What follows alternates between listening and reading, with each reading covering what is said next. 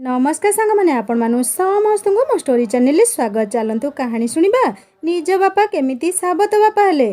कहानीर पूर्व भागटी आपण माने निश्चय शुणी सारी। एबे चलतु द्वितीय भाग आरंभ करबा। स्कूल फेरिया बाटर गोटे छोटिया दुर्घटना होईछि ज्योतिर। एतिकी शुणिबा परे मित्रा देवी तले पड़गले अचेत होई। मिथिलेश बाबू लिजाऊ कहले, तमे माँ को संभाल, मु ज्योति कथा देखुची। भयभीत होई मिथिलेश बाबू ज्योति निकटरे पहुँचिले। ज्योति को देखी कोह भरा आखिरे कुंढे पकेले। हाथरू रक्त बहुला। डाक्तर मिथिलेश बाबू को देखी कहले, मिथिलेश तू एई झियो सह तोर संपर्क कौन? मिथिलेश बाबू लुह भरा आखिरे कहले, ते सबू परे कहबी समू, खाली एतिकी जानी रख से मो झियो। ज्योति डाक्तर को कहता, अंकल से मो बापा नुहंती। मो हाथरू बहुतवा रक्त तांकर नुहे। जदि आम रक्त भितरे समानता नहीं तेबे केमिति से मो बापा होई परिबे? डाक्तर कहले, सेमिति किछि न थाए झियो, रक्त ठारू हृदयर संपर्क महान, किंतु एइटा एई विषय आलोचना करिबा समय नुहे। मिथिलेश तार ब्लड दरकार होई पारे। मिथिलेश बाबू कहले, तू से विषय चिंता कर नहीं, तार ब्लड ग्रुप मो सह समान, कारण ता माँ आउ बापार समान ब्लड ग्रुप थिला। से मो झियो एणु मो रक्तर से। ज्योति आउ डाक्तर बाबू मिथिलेश बाबू को सेमिति बल बल होई चाहि थांती। ज्योतिर प्लास्टर हैला परे से सोई पड़िला। मिथिलेश बाबू लिजा को फोन करी कहले, तमे कहीं व्यस्त हो नहीं, से ठीक अछि, मु ता पाखरे अछि। काली सकाळे से डिस्चार्ज हेबो, मु ताकू तम पाखकू नेई कि जिबी। मिथिलेश बाबू फोन रखी भो भो होई कांदिले। डाक्तर बाबू मिथिलेश बाबू को कांधरे हाथ रखी कहले, तू तो कहूथुलु लिजा भाउज केबे माँ होई परिबे नहीं, तेबे एई झियो किए? मिथिलेश बाबू कहले, एई झियो वर्षार झियो, मोर प्रथम पत्नीर। सेतेबेले अदिनिया वर्षारे मो मनर मानसिक मु देखिथिली। वर्षारे भिजिबार प्रथम थर मु मो हातरे थिबा छताटी नेई ता पाखकू जाइथिली। से ठो ठो होई हसुथुला, कहिला मोर छता दरकार नहीं, मु वर्षारे भिजिबाकू भल पाए। सेही हस मते ता पाखकू टाणी नेइथिला। मु चेष्टा करी मध्य निजकू ताठारू अलगा करि पारु नथिली।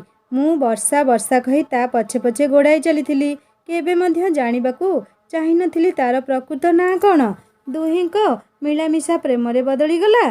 ताकू विवाह करिबाकू जिद धरी बसिली। बापा मना करुथुले, तथापि काहाकू न जणाई विवाह करिनेली। घरकू नेई आसिली, जदिओ बोहू ताकू ग्रहण करि नेइथिला। बापा ताकू अणदेखा करुथुले। मु कहुथुली, मते समय दियो, सबू ठीक करिदेबी, किंतु से थिला धैर्यहरा, चलीगला छाड़पत्र देई। तापरे बापा मो बाल्य बांधवी लिजा सह मोर विवाह करिदेले। विवाहर बहु वर्ष परे वर्षार फोन आसिला। मु ता पाखकू गली। सेतेबेले से मते ज्योतिर फोटो देखेइला आउ कहिला, आम झियो मो परे तमे ताकू आपणी नेब, केबे भी कहिबनी से तम रक्तर झियो, नहेले भारी अभिमान करिवो तम उपरे। वर्षार मृत्यु परे तार पालित मार सहायता नहीं ज्योति को लिजा हाथ में समर्पी देइछि। सेही दिन ठारू पालित बापार अभिनय करुछि, कारण भय लगुछि काले सत जानिले ज्योति मते घृणा करिबो। पछरे ज्योति आसी ठिया होई जाइथिला। कांदी कांदी कहिला, बहुत भल पाउथिली तमकू, जेतेबेले जानिथिली तमे मो पालित बापा। आउ टिके अभिनय करी देइथांत, आउ किछि दिन खुशी रे बापा बापा डाकी रही जाइथांती, किंतु आजी तम परिचय जानिबा परे निजकू धिक्कार करुछि। आई हेट यू बापा, आई हेट यू। ज्योति रागी जाई ड्राइवर सह घर को चली जाइछि। जेजेमा आउ लिजा माँ का आगरे कांदी कांदी नेहुरा होइछि ताकू बोर्डिंग स्कूल ले छाड़ी देया पई, कारण से मिथिलेश बाबूंग सह गोटिए छात तले रही पारिबनी। जेजेमा ज्योति को बुझाई कहले, एमिति कौन हैला जे तू एते मात्रा घृणा करुछु तो बापांकू? ठीक सेतिक बेले मिथिलेश बाबू आसी कहले, बोऊ से जानी पारिछि जे मु ता रक्त संपर्कर बापा।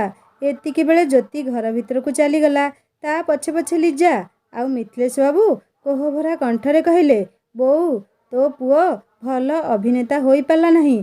जदि संस्कार सहित मते मिछ अभिनय करिबा भी शिखाई थांतु, हुए तो जीवन सारा एमिति अभिनय करी चली थांती। जे पर्यंत मो शेष निश्वास चली थांता, मोर ताको अवहेला अणदेखा करिबार अभिनय सहज थिला, किंतु तार मो प्रति घृणा मु सही पारुनी। बोऊ ताको देखी भाभी नेइथिली वर्षा पुणी फेरी आसीछि मो पाखकू। ता भितरे मु वर्षार झलक देखुथुली। ମିଥିଲେଶ ବାବୁ ଭାବପ୍ରବଣ ହୋଇ କହି ଚାଲିଥାନ୍ତି। ସେତିକିବେଳେ ମିତ୍ରା ଦେବୀ ପ୍ରଶ୍ନ କଲେ, ସେ ବର୍ଷାର ଝିଅ? ତେବେ ମାନି ପୁଣି କିଏ? ମିଥିଲେଶ ବାବୁ କହିଲେ, ବର୍ଷାର ପ୍ରକୃତ ନାମ ମାନି ବୋଉ। ସେ ମୋ ଜୀବନରେ ଆସିବା ପରେ ସେ ସମସ୍ତଙ୍କ ଆଗରେ ବର୍ଷା ନାଁରେ ପରିଚିତ ଥିଲା। ଏହି ଭିତରେ ଲିଜା ମଧ୍ୟ ଆସିଯାଇଛନ୍ତି। ମିଥିଲେଶ ବାବୁ ଲିଜାଙ୍କୁ କହିଛନ୍ତି, ମୋତେ କ୍ଷମା କର ଲିଜା, ତମକୁ ଆଉ ବୋଉଙ୍କୁ ଏହି ବିଷୟରେ କହିନଥିଲି। ବାନ୍ଧବୀର ଝିଅ ହିସାବରେ ଯେତିକି ଭଲ ପାଇବା ଦେଇଥିଲ ମୁଁ ଜାଣେ। ନିଜ ସଉତୁଣୀର ଝିଅ ଜାଣିବା ପରେ ହୁଏତ ତମ ଭଲ ପାଇବା ତା ପ୍ରତି କମି ଯାଇପାରେ। ଲିଜା କହିଲା, ସେମିତି କାହିଁକି କହୁଛ? ମା'ର ମମତା ସବୁବେଳେ ନିଜ ଛୁଆ ପାଇଁ ସମାନ ଥାଏ। ମମତା ଏକ ସମ୍ପର୍କର ନିରୀହ ସ୍ପର୍ଶ, ଯାହା କୌଣସି ସାଧାରଣ ଜିନିଷ ନୁହେଁ ଯେ ତାକୁ କେହି ତରାଜୁରେ ମାପି ପାରିବେ। ମୁଁ କେବଳ ତା ମା' ହୋଇ ରହିବାକୁ ଚାହୁଁଛି। ସାବତ ମା'ର ପରିଚୟ ଦେଇ ଆମ ସମ୍ପର୍କରେ କଳଙ୍କ ଲଗାଅ ନାହିଁ। ଜ୍ୟୋତି ଲିଜା ପାଖକୁ ଯାଇ କହିଲା, ମୋ ମା' ପରି ତମେ ବି ନିରୀହ ଏକ ସ୍ୱାର୍ଥପର ପୁରୁଷ ପ୍ରେମରେ ପଡ଼ିଯାଇଛ। ସେ ଭଲ ପାଇ ଭୁଲି ଯିବାରେ ପାରଙ୍ଗମ। ଯେମିତି ମୋ ମା'ଙ୍କୁ ଭୁଲିଯାଇ ତମ ହାତ ଧରିନେଲେ, ଠିକ୍ ସେମିତି ତମ ହାତ ଛାଡ଼ି କେତେବେଳେ ଆଉ କାହା ହାତ ଧରିନେବେ। ଏତିକି ଶୁଣି ମିଥିଲେଶ ବାବୁ ତା ଗାଲରେ ଏକ ଶକ୍ତ ଚାପୁଡ଼ା ମାରିଲେ। କହିଲେ, ତୋ ଦେହରେ ମୋ ରକ୍ତ ବୋହିଲେ କ'ଣ ହେଲା? ଶବ୍ଦ ଶିଖେଇବା ତ ତତେ ତୋ ମା' ଶିଖାଇଛି। ତାରି କଥା କହୁଛୁ ତୁ? ଜାଣି ରଖ, ମୋ ଜୀବନର ସବୁଠାରୁ ବଡ଼ ଭୁଲ ତୋ ମା'କୁ ବିବାହ କରିଥିଲି। ଲିଜାର ଗୋଟିଏ ଗୁଣକୁ ବି ତୋ ମା' ସରି ନୁହେଁ। ଯଦି କେହି ମୋତେ କହେ 7 ଜନମ ତମେ କାହାକୁ ପତ୍ନୀ ଭାବେ ଚୟନ କରିବ, ତେବେ ମୁଁ ଲିଜାର ନାଁ ନେବି, ତୋ ମା'ର ନୁହେଁ। ଜ୍ୟୋତି ପାଇଁ ବାପାଙ୍କ ଚାପୁଡ଼ା ଠାରୁ ବାପାଙ୍କ ରୁକ୍ଷ କଥା ବେଶୀ କଷ୍ଟଦାୟକ ଥିଲା। ଆଖିରୁ ଲୁହ ବୋହି ଆସିଲା। ଆଉ କହିଲା, ମୋ ମା'ଙ୍କୁ ଯଦି ତମେ ଚୟନ କରୁନାହଁ ତେବେ ମୋତେ କେମିତି ଚୟନ କରିବ? ଯଦି ତମ ମନରେ ମୋ ମା'ଙ୍କ ପାଇଁ କିଛି ନାହିଁ, ମୋ ପାଇଁ ରଖୁଛ କାହିଁକି? ତମକୁ ମୋ ରାଣ, ମୋତେ ବୋର୍ଡ଼ିଂ ସ୍କୁଲରେ ଛାଡ଼ିଦିଅ। ସମସ୍ତେ ଦୁଃଖର ସହିତ ଜ୍ୟୋତିକୁ ବୋର୍ଡ଼ିଂ ସ୍କୁଲରେ ଛାଡ଼ିଲେ। ଗଲାବେଳେ ଜ୍ୟୋତିକୁ ମିଥିଲେଶ ବାବୁ ଭୁଲ ମାଗିଲେ, କିନ୍ତୁ ଜ୍ୟୋତି କହିଲା, ତମେ ମୋତେ ନୁହେଁ, ମୋ ମା'ଙ୍କୁ ଭୁଲ ମାଗ, ଯିଏ ତାର ଶେଷ ନିଶ୍ୱାସ ପର୍ଯ୍ୟନ୍ତ କେବଳ ତମକୁ ହିଁ ଅପେକ୍ଷା କରିଥିଲା। ଜ୍ୟୋତିର ଜିଦ୍ ପାଇଁ ତାକୁ ସିନା ଛାଡ଼ି ଆସିଲେ, କିନ୍ତୁ ହୃଦୟ ଭିତରଟା ଭାରି କୋଳାହଳ ହେଉଥିଲା। ଗୋଟିଏ ଝିଅ ଅନେକ ବର୍ଷ ହେଲା ବାପାଠୁ ଅଲଗା ରହିଛି। ଆଉ ତାର ବାପା ତା ମା' ଥାଉ ଥାଉ ଅନ୍ୟ ଏକ ନାରୀ ସହ ବିବାହ କରି ନୂଆ ଦୁନିଆ ବସାଇ ସାରିଛି। ଯେତେ ହେଲେ ବି ବୟସ ବେଶୀ ନୁହେଁ ତାର, ଏଣୁ ତାର ରାଗିବା ସ୍ୱାଭାବିକ। କିନ୍ତୁ ଗୋଟିଏ ବାପା ହିସାବରେ ତା ଉପରେ ରାଗି ତାକୁ ଚାପୁଡ଼ା ମାରିବା କେତେ ଯେ ଯୁକ୍ତିଯୁକ୍ତ ସେ କଥା ତାଙ୍କୁ ନିଜେ ନିଜଠାରୁ ଅଲଗା କରୁଥିଲା। କେମିତି ବା ବୁଝେଇ ପାରିଥାନ୍ତେ ସେ ଛୋଟ ଝିଅକୁ? ତା ମା' ମାନେ ମାନିକୁ ସେ କେତେ ଭଲ ପାଉଥିଲେ। ତା ମା'କୁ ଛାଡ଼ିବାର ନିଷ୍ପତ୍ତି ତା ବାପାର ନ ଥିଲା, ବରଂ ତା ମା' ନିଜେ ହିଁ ତା ବାପାଙ୍କ ଠାରୁ ଦୂରେଇ ରହିବାକୁ ଚାହିଁଥିଲା। କେମିତି ବୁଝେଇବେ ସେ ଛୋଟ ଝିଅକୁ ତାର ଜନ୍ମ ବିଷୟରେ ତା ମା' ହିଁ ଲୁଚେଇକି ରଖିଥିଲା ବୋଲି? ଯଦି ମାନି ମୃତ୍ୟୁଶଯ୍ୟାରେ ପଡ଼ିନଥାନ୍ତେ, ଯଦି ମାନି ତାଙ୍କ ଶେଷ ସମୟରେ ମିଥିଲେଶ ବାବୁଙ୍କୁ ଡାକି ଜ୍ୟୋତି ବିଷୟରେ ନ ଜଣେଇଥାନ୍ତେ, ହୁଏତ ଆଜୀବନ ସେ ଜାଣିପାରି ନଥାନ୍ତେ ସେ ବି ଜଣେ ବାପା ଗୋଟିଏ କନ୍ୟା ରତ୍ନର। ଏଥିପାଇଁ ଦାୟୀ କେବଳ ମାନି, ଆଉ କେହି ନୁହେଁ। ପାହାଡ଼ର ପାଦଦେଶରେ ଚିତ୍କାର କରି କହୁଥାନ୍ତି, ବର୍ଷା, ଏସବୁ କେବଳ ତମ ପାଇଁ ହେଉଛି। ମୋ ଝିଅ ମୋତେ ଯେତିକି ଘୃଣା କରୁଛି, ତା'ଠାରୁ 100 ଗୁଣ ଅଧିକ ମୁଁ ତମକୁ ଘୃଣା କରେ। ଠିକ୍ ସେତିକିବେଳେ ପାହାଡ଼ର ପ୍ରତିଧ୍ୱନିରେ ଶୁଭାଗଲା ଝିଅର ଶେଷ ପଦ, ମୋ ମା' କେବଳ ତମକୁ ଭଲ ପାଉଥିଲା, ତମକୁ ହିଁ ଅପେକ୍ଷା କରିଥିଲା ତାର ଶେଷ ନିଶ୍ୱାସ ଯାଏଁ। ପାହାଡ଼ ପାଖରୁ ନିଜ କାର୍ ପାଖକୁ ଫେରିଗଲେ ପ୍ରକୃତ କାରଣ ଜାଣିବା ପାଇଁ। ଯଦି ମାନି ତାଙ୍କୁ ଏତେ ଭଲ ପାଉଥିଲେ, ତେବେ ଛାଡ଼ପତ୍ରର ନିଷ୍ପତ୍ତି କାହିଁକି ନେଇଥିଲେ? ସମୟ ଯେତିକି ଆଗେଇ ଆଗେଇ ଚାଲିଥିଲା, ଉତ୍ତର ଅପେକ୍ଷାରେ ମନ ଭିତରର ପ୍ରଶ୍ନଗୁଡ଼ାକ ସେମିତି କୋଳାହଳ କରୁଥିଲା। ଆଉ ଜୀବନଟା ଖେଳୁଥିଲା ଏକ ଖରାଛାଇର ଖେଳ। ତଥାପି ନେହୁରା ହୋଇ ମିଥିଲେଶ ବାବୁ ମାଗୁଥିଲେ ସମୟକୁ ଉତ୍ତର ତାଙ୍କ ଅପେକ୍ଷାର। ତାଙ୍କ ଉଦାସୀନତା ଦେଖି ତାଙ୍କୁ ସମସ୍ତେ କହିଥିଲେ, ଅପେକ୍ଷା କର ମିଥିଲେଶ, ସମୟ ବଦଳିବ। ଆଉ ଅନେକ ବର୍ଷ ଧୈର୍ଯ୍ୟର ସହ ଅପେକ୍ଷା କରିଥିଲେ କାଳେ ସମୟ ବଦଳିବ, କାଳେ ଜ୍ୟୋତି ପୁଣି ତାଙ୍କୁ ଭଲ ପାଇବ। ସମୟ ତ ବଦଳିଥିଲା ଘଡ଼ିର ତାଳ ଅନୁସାରେ, କିନ୍ତୁ ଆଘାତ ସେମିତି ଥିଲା। ଆଉ ସେ ଆଘାତକୁ ସାଥିରେ ନେଇ ସେ ବଞ୍ଚିବାରେ ଅଭ୍ୟସ୍ତ ହୋଇ ସାରିଥିଲେ। ଏ ଭିତରେ 12 ବର୍ଷ ବିତି ସାରିଛି। ମିତ୍ରା ଦେବୀ ମଧ୍ୟ ଦୁନିଆ ଛାଡ଼ି ଚାଲି ଯାଇଛନ୍ତି। ଆଉ ଜ୍ୟୋତି? ଜ୍ୟୋତି ଆଜି 12 ବର୍ଷରେ ଘରକୁ ଫେରିବ। ଏବେ ବୟସ ସହିତ ବୁଝିବାର ଶକ୍ତି ଆସି ଦୁନିଆକୁ ବୁଝିବାର କ୍ଷମତା ଆସି ସାରିଥିବ ତା'ର। ଲାଗୁଥିଲା ମିଥିଲେଶ ବାବୁଙ୍କୁ ଏଥର ଝିଅକୁ ବୁଝେଇ ପାରିବେ ତା ମା ଆଉ ତାଙ୍କ ଭିତରେ ଥିବା ମତାନ୍ତରକୁ। ଝିଅ ଆଖିର କାରାଗାରରେ ସେ ବହୁଦିନ ଧରି ଦଣ୍ଡ ଭୋଗ କରିସାରିଛନ୍ତି। ଏବେ ସେ ନିଜକୁ ଦୋଷମୁକ୍ତ କରିବାକୁ ଚାହୁଁଛନ୍ତି। ଆଉ ସେ ନିଜ 20 ବର୍ଷର ଝିଅ ଭିତରେ ତାଙ୍କ 8 ବର୍ଷର ଝିଅକୁ ଖୋଜୁଛନ୍ତି, ଯିଏକି ଦିନେ ବାପା ବାପା ଡାକି ତାଙ୍କୁ ବିରକ୍ତ କରୁଥିଲା। ଅବଶ୍ୟ ସେତେବେଳେ ସେ ସତରେ ବିରକ୍ତ ନ ହେଲେ ବି ବିରକ୍ତ ହେବାର ଅଭିନୟ କରୁଥିଲେ। ମିଥିଲେଶ ବାବୁ ଏଥର ନିଜ ଝିଅର ଛୋଟ ଦିନ ମନେ ପକାଇ ପୁରୁଣା ଭାବନାରେ ହଜି ଯାଇଛନ୍ତି। ଝିଅର କଥା ଅନୁଯାୟୀ ସେ ଥରୁଟିଏ ହେଲେ ଝିଅକୁ ଭେଟିବାକୁ ଯାଇନାହାନ୍ତି। ଅବଶ୍ୟ ଲିଜା ଆଉ ମିତ୍ରା ଦେବୀ ମଝିରେ ମଝିରେ ତାକୁ ଦେଖି ଆସନ୍ତି। ନିଜ ବ୍ୟାକୁଳ ମନ ତାଙ୍କୁ ଘର ବାହାରର ଗେଟ୍ ପାଖକୁ ବାରମ୍ବାର ନେଇଯାଉଛି। ଶେଷରେ ତାଙ୍କ ଅପେକ୍ଷାର ଅନ୍ତ ହୋଇଛି। ଝିଅ 12 ବର୍ଷ ପରେ ଘର ଫାଟକ ଭିତରକୁ ପ୍ରବେଶ କରିଛି। ମିଥିଲେଶ ବାବୁଙ୍କ ଆଖି ଲୁହରେ ଭିଜି ଯାଇଛି।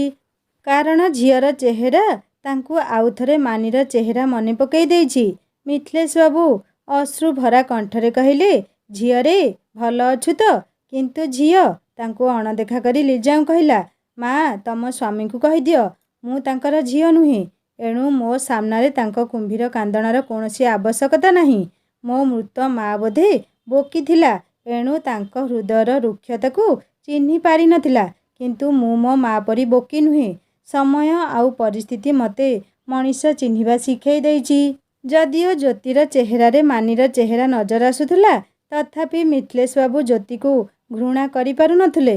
ଭାବୁଥିଲେ ମାର ଭୁଲ ପାଇଁ ଝିଅକୁ କାହିଁକି ଘୃଣା କରିବି।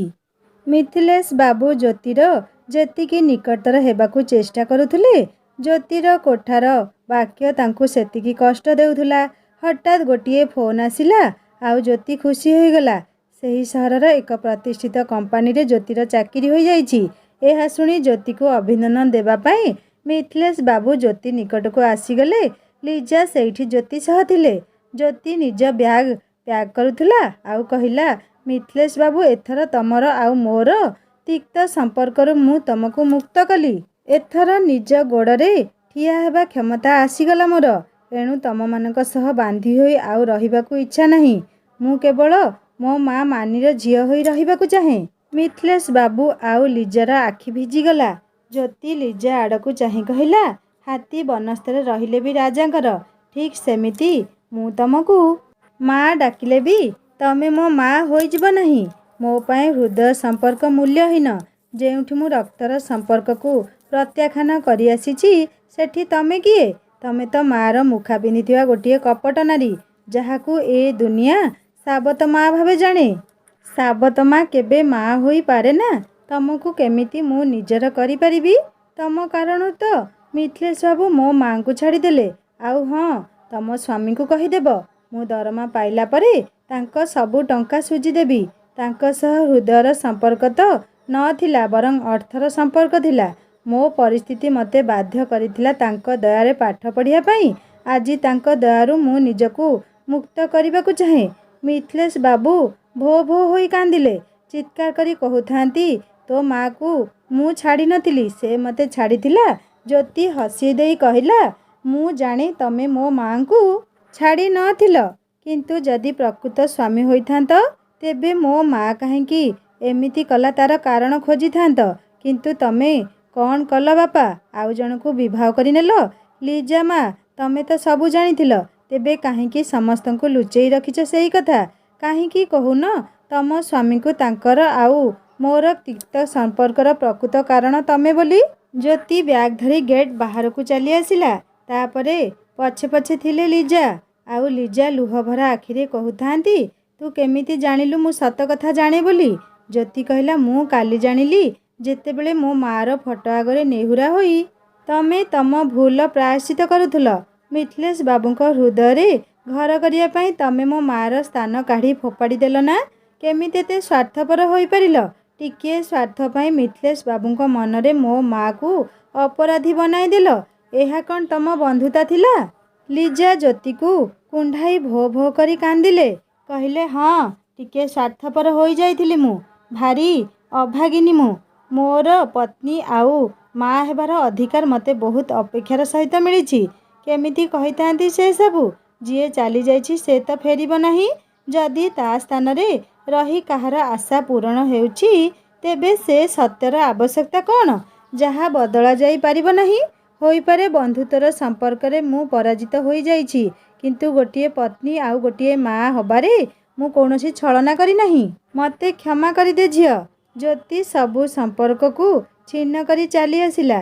ପଛରେ ଠିଆ ହୋଇ ମିଥିଲେଶ ବାବୁ ସବୁ ଶୁଣୁଥିଲେ। ନେହୁରା ହୋଇ ପଚାରୁଥିଲେ, କ'ଣ ଲୁଚେଇଛ ମୋତେ କୁହ। ମୋ ଝିଅ କେଉଁ କଥା ଜାଣିଛି ଯାହା ମୁଁ ଜାଣିନାହିଁ? ବାସ୍ ଏତିକିବେଳେ ଲିଜା ଅପରାଧୀ ସାଜି ମିଥିଲେଶଙ୍କ ଗୋଡ଼ ତଳେ ପଡ଼ିଗଲା। କହିଲା, ମୋତେ କ୍ଷମା କର। ତମ ପ୍ରେମରେ ଅନ୍ଧ ହୋଇ ମୁଁ ଏସବୁ କରିଛି। ତମ ବାପା ମୋ ବାଲ୍ୟକାଳରୁ ମୋତେ ସ୍ୱପ୍ନ ଦେଖେଇ ଆସିଛନ୍ତି ମୋତେ ହିଁ ତାଙ୍କ ବୋହୂ କରିବେ। ମୁଁ ଛୋଟବେଳରୁ ହିଁ ତମକୁ ମୋ ସ୍ୱାମୀର ସ୍ଥାନରେ ରଖି ଆସିଛି। ମୁଁ ପାଠ ପଢ଼ି ବାହାରକୁ ଯିବା ପୂର୍ବରୁ ତମ ବାପା ମୋ ହାତରେ ତମ ନାମର ନିର୍ବନ୍ଧ ମୁଦି ପିନ୍ଧେଇ ଦେଇଥିଲେ। କିନ୍ତୁ ଯେତେବେଳେ ମୁଁ ଫେରିଥିଲି ସେ ଆମ ଘରକୁ ଆଉଥରେ ଆସିଥିଲେ। ଭାବିଥିଲି ବିବାହ ତାରିଖ ନିର୍ଦ୍ଧାରଣ କରିବାକୁ ଆସିଛନ୍ତି, କିନ୍ତୁ ସେ ମୁଦିଟି ମାଗିବାକୁ ଆସିଥିଲେ। କାରଣ ତମେ କୁଆଡ଼େ ନିଜ ଇଚ୍ଛାରେ ଅନ୍ୟ କାହାକୁ ବାହା ହୋଇ ସାରିଥିଲ। ହୃଦୟ ଭାଙ୍ଗି ଯାଇଥିଲା। ତଥାପି ସେ ମୁଦିକୁ ଫେରସ୍ତ କରିପାରି ନଥିଲି। ଭାବି ନେଇଥିଲି ଜୀବନସାରା ସେହି ମୁଦି ଭିତରେ ତମକୁ ଦେଖି ଦେଖି ବଞ୍ଚିଯିବି। କିନ୍ତୁ ଦିନେ ତମ ଅନୁପସ୍ଥିତିରେ ତମ ଘରକୁ ଯାଇଥିଲି ତମ ପତ୍ନୀର ଝଲକ ଦେଖିବା ପାଇଁ। କିନ୍ତୁ ମୋ ଜାଗାରେ ମାନିକୁ ଦେଖି ଭାରି ଈର୍ଷା ହୋଇଥିଲା। ମାନି ମୋତେ କହିଥିଲା, ମୁଁ ତ ବିବାହ କରିନେଲି, ଏବେ ତୁ ବି ବାହା ହୋଇଯା। ସେତେବେଳେ ନିଜକୁ ରୋକି ପାରିଲି ନାହିଁ। କହିଦେଲି, ଯଦି ବିବାହଟା ଏତେ ସହଜ ହୋଇପାରିଥାନ୍ତା ତେବେ ଏହିକ୍ଷଣି ବିବାହ କରିନେଇଥାନ୍ତି। କିନ୍ତୁ ତୁ କହ, କେମିତି ବାହା ହେବି ମୁଁ? ମୋ ଜୀବନର ସାଥୀ ତ ତୋ ହାତ ଧରି ନେଇଛି। ଏଣୁ ନିଷ୍ପତ୍ତି ନେଇଛି ଜୀବନସାରା ଏମିତି ଅପେକ୍ଷା କରିବି ତାଙ୍କୁ, କିନ୍ତୁ ଅନ୍ୟ କାହାକୁ ବାହା ହେବି ନାହିଁ।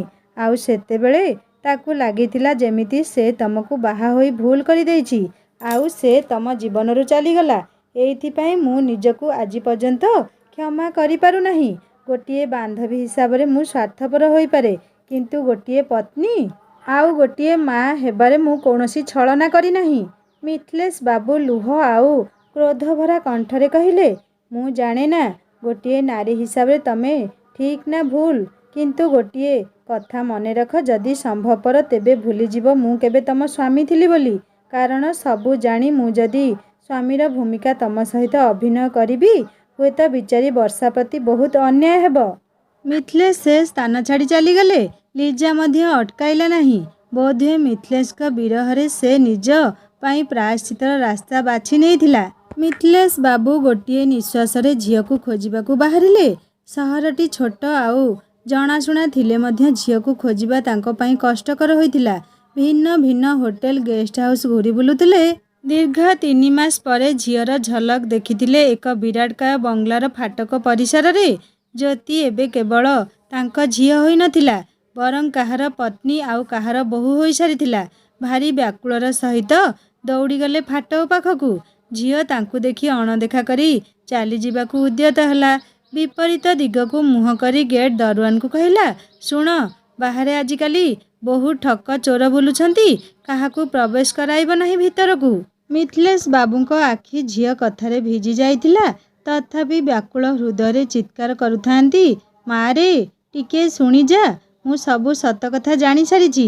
ଗୋଟିଏ ଝିଅ ହିସାବରେ ତୋର ଅଭିମାନ କରିବା ସ୍ୱାଭାବିକ, କିନ୍ତୁ ମୋ ଜାଗାରେ ରହି ଯଦି ମୋତେ ତର୍ଜମା କରିବୁ ହୁଏତ ମୋତେ ବୁଝିପାରିବୁ। ବାପର ବ୍ୟାକୁଳ ହୃଦୟ ଝିଅ ଉପରେ କୌଣସି ଫରକ ପକାଉ ନଥିଲା। ସେମିତି କାଠ ହୋଇ ଅଗ୍ରସର ହେଉଥିଲା ଜ୍ୟୋତି। ଥରୁଟିଏ ବି ବୁଲି ଚାହିଁନଥିଲା ତା ବାପାଙ୍କୁ। ଠିକ୍ ସେହି ସମୟରେ ଜ୍ୟୋତିର ସ୍ୱାମୀ ନୟନ ସେହି ସ୍ଥାନକୁ ଆସି ଜ୍ୟୋତିକୁ ପଚାରିଲେ, ତମେ ତାଙ୍କୁ ଜାଣ କି? ଜ୍ୟୋତି ଟିକିଏ ଉଚ୍ଚ ସ୍ୱରରେ କହିଲା, ଏମିତି କେତେ ଠକଚୋର ଆମ ଘର ସାମ୍ନାରେ ଆସି ଠିଆ ହେବେ, ତା ମାନେ ନୁହେଁ ମୁଁ ସମସ୍ତଙ୍କୁ ଚିହ୍ନିଥିବି। ବାସ୍ ଏତିକି କଥାରେ ଜ୍ୟୋତିର କଠୋର ହୃଦୟ ତରଳି ଯାଇ ଆଖିକୁ ଭିଜାଇ ଦେଉଥିଲା। ଆଉ ନୟନ ଜ୍ୟୋତିର କୋଠାର ଶବ୍ଦ ଆଉ ଆଖିର ଲୁହ ଭିତରର ସମ୍ପର୍କକୁ ବୁଝି ସାରିଥିଲେ। ନିଜ କାରରେ ମିଥିଲେଶ ବାବୁଙ୍କୁ ବସାଇ ଗୋଟିଏ ମନ୍ଦିର ପାଖକୁ ନେଇଗଲେ। ତାଙ୍କ ପାଦ ଛୁଇଁ ପ୍ରଣାମ କଲେ ଆଉ କହିଲେ, ବାପା, ଜ୍ୟୋତିଟା ଟିକିଏ ଅଭିମାନୀ, ସମୟ ସବୁ ଠିକ୍ କରିଦେବ। ମିଥିଲେଶ ବାବୁ ଦୀର୍ଘ ନିଶ୍ୱାସ ପକାଇ କହିଲେ, ମୁଁ ଜାଣେ ସମୟର ବହୁତ ଶକ୍ତି ଅଛି ତା ମନରେ ମୋ ପାଇଁ ଏକ ନୂତନ ମିଠା ସମ୍ପର୍କ ସୃଷ୍ଟି କରିବା ପାଇଁ। କିନ୍ତୁ ମୋ ଦୁର୍ଭାଗ୍ୟ ମୋତେ ଇସାରା ଦେଉଛି ଯେମିତି ମୋ ପାଖରେ ବୋଧହୁଏ ଆଉ ଅପେକ୍ଷା କରିବା ପାଇଁ ବେଶୀ ସମୟ ନାହିଁ। ତଥାପି କାହିଁକି ତମକୁ ଭରସା କରି ଲାଗୁଛି ମୁଁ ଶାନ୍ତିରେ ଚିରନିଦ୍ରାରେ ଶୋଇପାରିବି। ମୋତେ ଲାଗୁଥିଲା ମୋଠୁ ଅଧିକ କେହି ତାକୁ ଭଲ ପାଇପାରିବେ ନାହିଁ, କିନ୍ତୁ ଏବେ ଲାଗୁଛି ମୋ ହୃଦୟର ରାଜକୁମାରୀ ତମ ହୃଦୟର ରାଣୀ ହୋଇ ବେଶ୍ ଖୁସିରେ ରହିବ। ନୟନ ମିଥିଲେଶ ବାବୁଙ୍କ ହାତକୁ ଜାବୁଡ଼ି କହିଲେ, ସେମିତି କାହିଁକି କହୁଛନ୍ତି? ଆପଣ ଏବେ ମୋ ସହିତ ଆସନ୍ତୁ, ସବୁ ଠିକ୍ ହୋଇଯିବ। ବହୁ ଅନୁରୋଧ ପରେ ମିଥିଲେଶ ବାବୁ ନୟନଙ୍କ ସହ ତାଙ୍କ ଘରକୁ ଯାଇଥିଲେ। ନୟନ ବହୁ ଚେଷ୍ଟା କରିଥିଲେ ତାଙ୍କ ବାପ ଆଉ ଝିଅର ମିଳନ କରିବା ପାଇଁ, କିନ୍ତୁ ଜ୍ୟୋତିର କଠୋର ବାକ୍ୟ ତାଙ୍କୁ ନିରାଶ କରିଥିଲା। ଜ୍ୟୋତି ଚିତ୍କାର କରି କହୁଥାଏ, ନୟନ, ତମେ କାହାକୁ ମୋ ସାମ୍ନାରେ ଠିଆ କରିଛ? ଏହି ପୁରୁଷ ଏକ ମିଥ୍ୟାବାଦୀ ନାୟକ ମାତ୍ର, ଯିଏକି ସମ୍ପର୍କ ଯୋଡ଼ିବାର ଅଭିନୟ କରିପାରନ୍ତି କିନ୍ତୁ ସେହି ସମ୍ପର୍କକୁ ଅଧିକା ଦିନ ନିଜ ଆୟତ୍ତରେ ରଖିପାରନ୍ତି ନାହିଁ। ସେ ମୋ ମାଙ୍କ ସ୍ୱାମୀ ହୋଇପାରନ୍ତି, କିନ୍ତୁ ମୋ ବାପା କେବେ ବି ନୁହେଁ। ନୟନ ଜ୍ୟୋତିକୁ ବୁଝାଇଲେ, ତମ ମାଙ୍କ ସ୍ୱାମୀ ଭାବି ତାଙ୍କୁ କ୍ଷମା କରିଦିଅ। ଜ୍ୟୋତି ନମ୍ର ସ୍ୱରରେ କହିଲା, ନୟନ, ମୋ ମା ଆଉ ଦୁନିଆରେ ନାହିଁ। ସେ ମୋ ସହିତ ସମ୍ପର୍କ ଛିନ୍ନ କରି ଦେଇ ନୂଆ ଦୁନିଆକୁ ଚାଲିଯାଇଛି। ଆଉ ଏଇ ପୁରୁଷ ଜଣକ ତାଙ୍କର ସମ୍ପର୍କୀୟ ମାତ୍ର। ଯଦି ମୋ ମା ଏବେ ମୋ ସହିତ ନାହିଁ, ତାଙ୍କ ସମ୍ପର୍କୀୟଙ୍କୁ ମୋ ଜୀବନରେ ସାଇତି ରଖିବାର ପ୍ରୟାସ କାହିଁକି କରିବି? ମିଥିଲେଶ ବାବୁ କହିଲେ, ମାରେ, ଯଦି ତୋତେ ଲାଗୁଛି ମୋ ଜୀବନ ଅଭିନୟ ଭରା, ତେବେ ଏହି ଅଭିନେତା ସହିତ ଶେଷଥର ତୁ ବି ଟିକିଏ ଅଭିନୟ କରିଦେ ଝିଅ ଭୂମିକାରେ। ଥରୁଟିଏ ବାପା ଡାକିଦେ, ଯେମିତି ଛୋଟବେଳେ ଡାକୁଥିଲୁ ତୁ। ଜ୍ୟୋତି କହିଲା, ଯଦି ଅତୀତରେ ମୋ ମା ବଦଳରେ ତମେ ଚାଲି ଯାଇଥାନ୍ତ, ହୁଏତ ମୁଁ ତମକୁ କ୍ଷମା କରି ବାପା ଡାକି ପାରିଥାନ୍ତି ଆଉ ବହୁତ ଭଲ ପାଇଥାନ୍ତି, ଯେମିତି ଏବେ ମୋ ମାକୁ ମୁଁ ଭଲ ପାଉଛି। ଏଥର ମିଥିଲେଶ ବାବୁ ଟିକିଏ ହସିଦେଲେ ଆଉ କହିଲେ, ଦୁହେଁ ଖୁସିରେ ରୁହ, ଆଉ ଫାଟକ ଖୋଲି ଚାଲିଗଲେ। ନୟନ ବହୁ ଚେଷ୍ଟା କରିଥିଲା ଅଟକେଇବାକୁ, କିନ୍ତୁ ସେ ହସି ହସି କହିଲେ, ନୟନ, ମୋ ଝିଅ କ'ଣ କହିଲା ଶୁଣିଲ? ତା ମା ସ୍ଥାନରେ ଯଦି ମୁଁ ଥାଆନ୍ତି, ତେବେ ସେ ମୋତେ ଭଲ ପାଇଥାନ୍ତା। ଆଉ ମିଥିଲେଶ ବାବୁ ଚାଲିଗଲେ। ନୟନ ଜ୍ୟୋତିକୁ ପଚାରିଲେ, ସତରେ ତମ ହୃଦୟ କ'ଣ ଏତେ ପଥର? ହେଇପାରେ ଅତୀତରେ ସେ ଭୁଲ କରିଛନ୍ତି, କିନ୍ତୁ ବର୍ତ୍ତମାନ ତମେ ଯାହା କରୁଛ କ'ଣ ଠିକ୍ କରୁଛ? ଜ୍ୟୋତିକୁ ନୟନଙ୍କ କଥା ଭାରି ଖରାପ ଲାଗିଲା। ରାତି ସାରା ଶୋଇଲା ନାହିଁ। ଅତୀତକୁ ତର୍ଜମା କରୁଥାଏ ପଛକୁ ଗୋଟିଏ ଗୋଟିଏ ପୃଷ୍ଠା ଲେଉଟାଇ। ଆଉ ସେତେବେଳେ ତାକୁ ବାପାଟା ଭାରି ନିର୍ଦ୍ଦୋଷୀ ଲାଗୁଥିଲା। ଜ୍ୟୋତି ରାତି 4ରେ ନୟନକୁ କହିଲା, ମୋତେ ବାପାଙ୍କ ପାଖକୁ ନେଇଚାଲ, ମୁଁ ମୋ ଭୁଲର ପ୍ରାୟଶ୍ଚିତ କରିବାକୁ ଚାହେଁ। ଆଉ ନୟନ ମଧ୍ୟ ଜ୍ୟୋତି କଥାରେ କିଛି ବାଟ ଜ୍ୟୋତିକୁ ନେଇଯାଇଛନ୍ତି। ହଠାତ୍ ବ୍ରିଜ ପାଖରେ ଲୋକଙ୍କ ଭିଡ଼ ଦେଖି ରହିଯାଇଛନ୍ତି। ସେଠି ଜାଣିପାରିଛନ୍ତି ବିଳମ୍ବିତ ରାତ୍ରରେ କେହି ଜଣେ ନଦୀ ଭିତରକୁ ଡେଇଁ ପଡ଼ିଛନ୍ତି। ପୋଲିସ ପାଖରେ ଅଛନ୍ତି। ନୌବାହିନୀ ଖୋଜାଖୋଜି କରୁଛନ୍ତି। ପୋଲିସ ପାଖରେ ଥିବା ସାର୍ଟକୁ ଦେଖି ଜ୍ୟୋତି ଭୋ ଭୋ ହୋଇ କାନ୍ଦିଲା। ସେଠାରେ ଚିହ୍ନଟ ହୋଇ ସାରିଥିଲା ଡେଇଁଥିବା ମଣିଷଟି ଆଉ କେହି ନୁହେଁ ବରଂ ତା ବାପା ମିଥିଲେଶ ବାବୁ। ସାର୍ଟ ପକେଟରେ ଜ୍ୟୋତିର ମୃତ ମାଙ୍କ ନାମରେ ଏକ ଚିଠି ଅଛି, ଯେଉଁଠି ଲେଖା ହୋଇଛି, ବର୍ଷା, ମୁଁ ତମକୁ ଭୁଲ ବୁଝିଥିଲି। ସତ ଜାଣିଲା ପରେ ତମକୁ ବହୁତ ଖୋଜିଲି। ସେତେବେଳେ ଇଚ୍ଛା ହେଉଥିଲା ତମ ପାଖକୁ ଯିବା ପାଇଁ, କିନ୍ତୁ ଜ୍ୟୋତି ବିଷୟରେ ଭାବି ଅଟକି ଯାଇଥିଲି। କିନ୍ତୁ ତମେ ବ୍ୟସ୍ତ ହୁଅ ନାହିଁ। ଆମ ଜ୍ୱାଇଁଟା ହୀରା ଖଣ୍ଡଟେ, ଭାରି ଭଲ ପାଏ ଆମ ଝିଅକୁ। ଝିଅଟା ଆଜି ବି ଅଭିମାନ କରିଛି ମୋ ଉପରେ।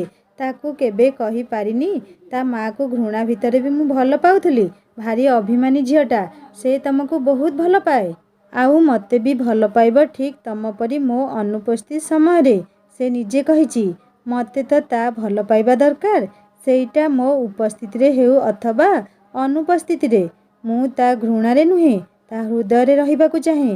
ମୁଁ ଆସୁଛି ତମ ପାଖକୁ। ଜ୍ୟୋତି କହୁଥିଲା, ତମେ କୁଆଡ଼େ ମୋତେ ଅପେକ୍ଷା କରିଥିଲ?